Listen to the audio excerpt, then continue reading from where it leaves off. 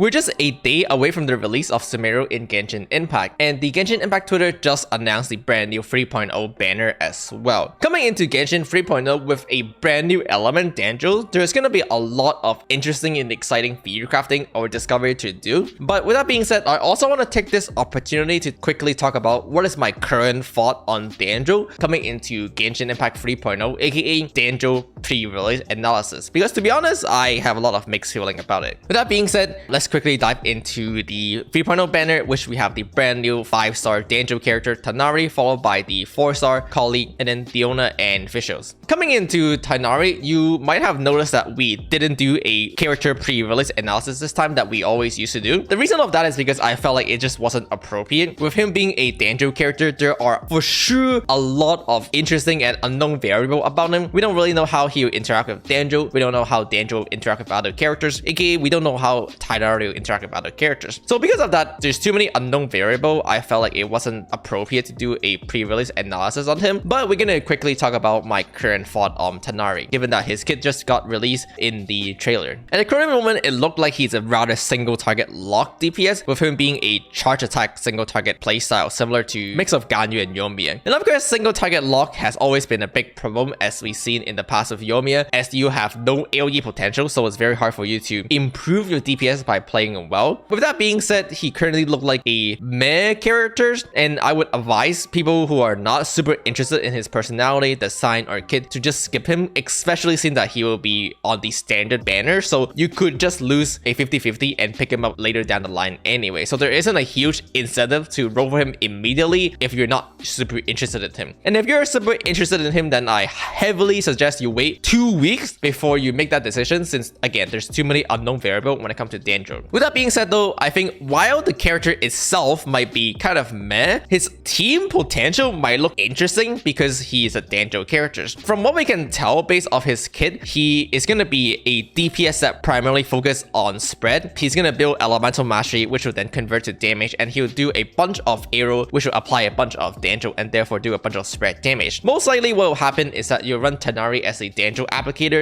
/ main DPS, and then you do a team comp where you do Dendro, Electro, and then a flex slot, maybe like a Nemo or a Zhongli. As we mentioned earlier in the quicken pre-release analysis video, Electro character has insane potential with aggravate, so the fact that Tighnari slot perfectly well into a double Electro team mean that his team actually have really high potential. Doing something like Tighnari officials plus a second Electro like Yai, Tighnari official plus a second Electro like Beidou could be really strong. So his overall team potential does look really strong, and so while the character might not be that good, his team might be enough to make him a really strong character. We again still have to see when Tighnari fully get released, and well, again, please be patient if you're planning on rolling out Tighnari for his full potential to be discovered. With that being said, the other thing I want to talk about is Collei really quickly. Collei is the second Dendro character that we will be getting. You'll be able to get a Collei for free in the upcoming 3.0 patch through the brand new event, so there is definitely no rush to pull on the banner just for Collei, especially since pulling for 4-star is always dangerous. But I'll be very honest right now, Collei currently looks like a meh character.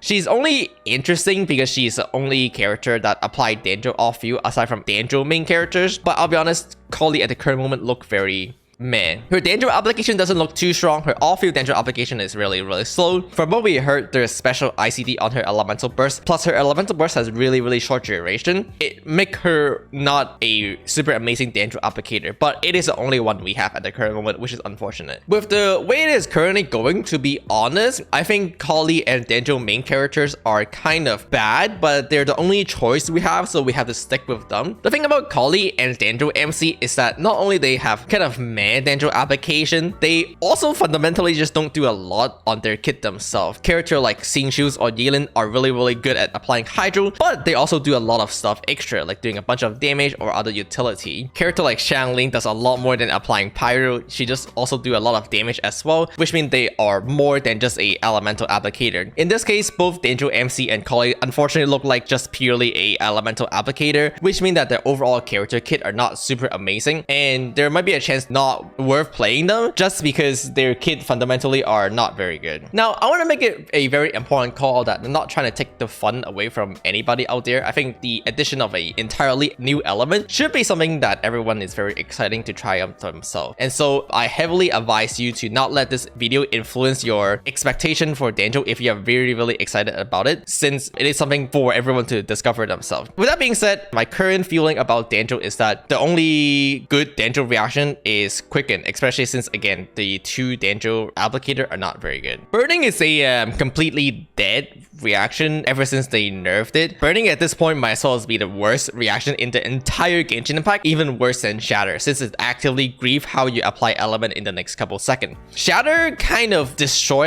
your freeze, which is bad, but then you can very quickly refreeze the enemy to continue. On the other hand, if you do trigger burning, you have to reverse your mistake, which is you have to somehow overcome the pyro aura. So that's grief your next elemental application as well, and it's just bad. For Bloom, while I think Bloom do have potential with Hyper Bloom and Burgeon, once again, because our current Dendro applicator are way too limiting, like Collei and Dendro main characters, I think it's not really realistic to run like a super Bloom team. Since Bloom take a lot of team slot, it requires you to do free elemental reaction. You need Dendro plus Hydro plus an either Electro or Pyro. It is very restrictive when it comes to team drafting, as you need exactly 3 of those elements, therefore taking 3 out of 4 slot of your characters. With us only getting 3 Dendro characters, one of them being a main DPS like Tighnari and 2 of them being a meh off-field Dendro applicator, we just don't really have enough choice to properly draft a Bloom team out there, since again it is very restrictive when it comes to team drafting as it requires free element. That I just don't really have high hopes for Bloom at the current moment when coming to 3.0. In the futures, when we get more and more characters that synergize well with Dendro, I think these will dramatically change, but at the current moment in 3.0, I think Bloom is just not gonna work really well, but nevertheless it's still gonna be very exciting to test out. Quicken, on the other hand, is probably the most interesting one, but also the most boring one, because Quicken fundamentally doesn't really change how you play the game. You just apply Dendro and you apply Electro on top and you just do a lot more damage. It doesn't really changes how you care to apply your element. But what it does change is that it opened up a lot of brand new team option, doing double Electro plus Dendro plus Anemo, double Electros plus Dendro plus X or YZ, something like that. I think Quicken is gonna be a really strong addition to Genshin Impact, especially for Electro characters. Kaching,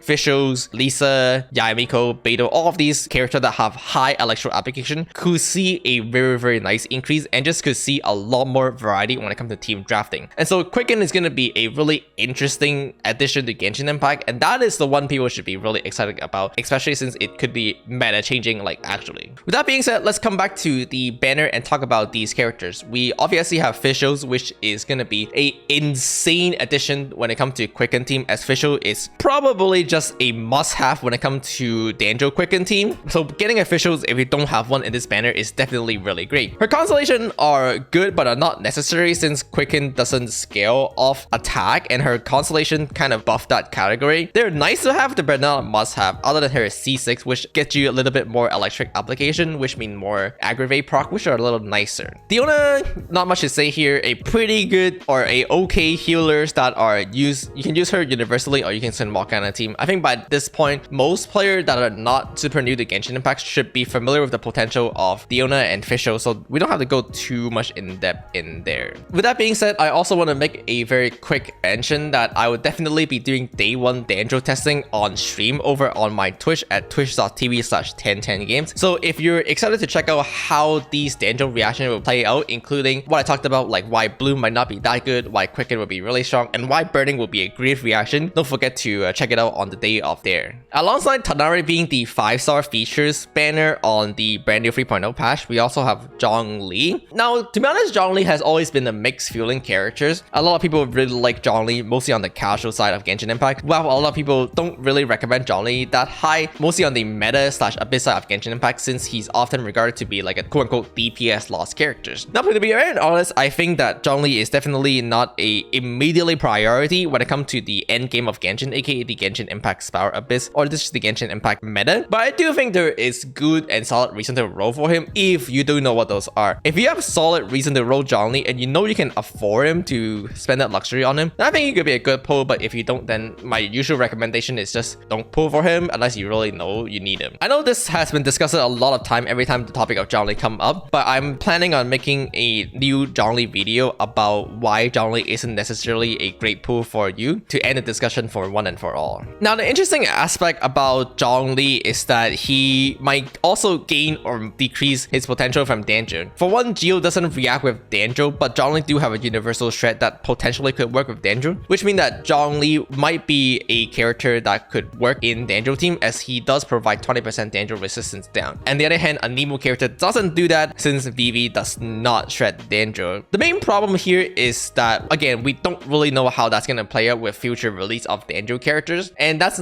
a question that nobody can really answer. So my current recommendation for Zhongli would be to follow the current advice, which is to skip him unless you really need him. But I just want to make it a very important call out that he might see a potential increase if he does end up working really well with Dendro characters because of that shred, or on the other hand, he might see a potential decrease because Geo character just unfortunately doesn't work with Dendro at all. Moving on to the weapon banner, we do have the brand new 5-star signature build for Tighnari, which is Hunter Path. However, unfortunately, alongside it, we have one of the worst 5-star weapon on the game, Vortex Vanquisher. And by now, you probably know the default answer, and that is unless you can afford to pull for the Hunter Path, the outcome of losing the 50-50 to a Vortex Vanquisher is just not worth the 5-star weapon on this banner. So if you're like a low spender, you definitely would not pull for this banner. The 4s are kind of interesting though. We have Fav, Bell, and Stringless. I don't think a lot needs to be introduced at this point about Fav. For this weapon is one of the strongest weapon series in the entire game. Definitely always nice to pick up some of these 4-star options. Stringless is going to be a really interesting one since Fischl can hugely benefit from both its substat as well as its passive now because of the release of Dendro characters and how Fischl will be one of the strongest quicken user. Having a high refinement Stringless is going to be super strong for Fischl,